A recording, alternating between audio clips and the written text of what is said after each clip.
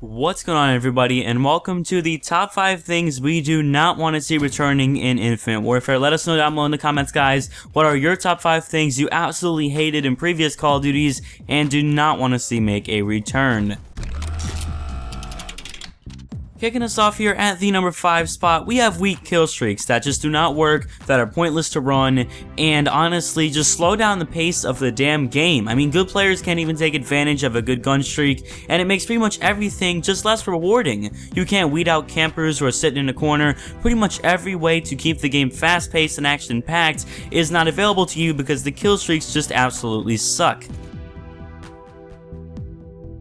Coming in at the number 4 spot, we have P2P Connections, which just honestly are so outdated. It makes the games very inconsistent with the lag it brings to the table. They're very outdated, as I said. They were done years ago, and Activision has plenty of enough money to make dedicated servers. Other games have had this done that have not nearly the amount of funds Activision actually has to work with. With all those supply drops being sold, they should definitely go out of their way to actually give us some dedicated servers, and pure dedicated servers, 100%.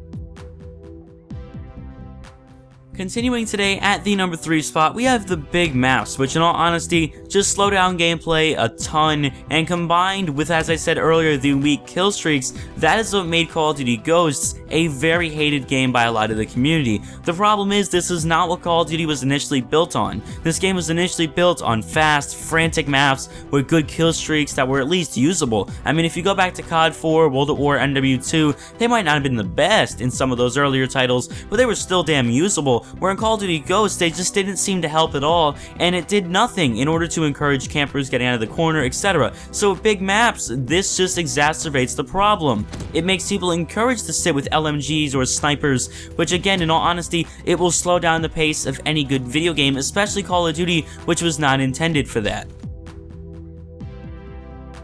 As our runner-up for today's list, at our number 2 spot, we have supply drops, which, as you guys know, have been a huge revenue maker for Activision and Treyarch, and pretty much everybody who's made any profit from this.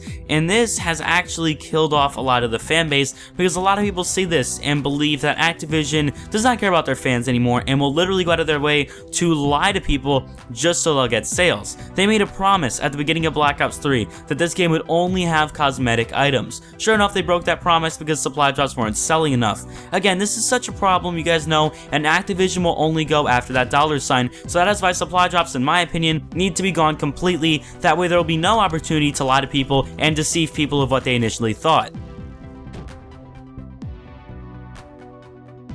Finally, what you all have been waiting for, at our number 1 spot today, we have skill-based matchmaking. Now, as you guys know, Advanced Warfare had this game the worst. It wasn't that bad in BO3, although the team balancing was a little screwed up, but basically skill-based matchmaking, it ruins connection, therefore it's not actually skill-based. When looking at this here, skill-based matchmaking, it ranks you based off your KD and your score per minute and your win-loss. It doesn't rank you on connection. So I might be equally as good as someone else across the world, but if they get host, I'm at a major disadvantage. And you guys know that. You guys have seen that while playing. It happens to you all the time on Advanced Warfare. Thankfully, they took it out of BO3, but it could very well make a comeback. Very, very well. Activision will do anything to get the most sales. If something creeps into their head where they believe that there will be some way in benefiting from adding skill-based matchmaking, they would in a heartbeat. They would in a heartbeat. So that's why this, in my opinion, is kind of scary, because they could in 2 seconds. It's easy to exploit this system. There's so many things wrong with it, I can't even scratch the surface of it in this video. But let us know down below in the comments, guys, what do you think of this list, and what do you guys think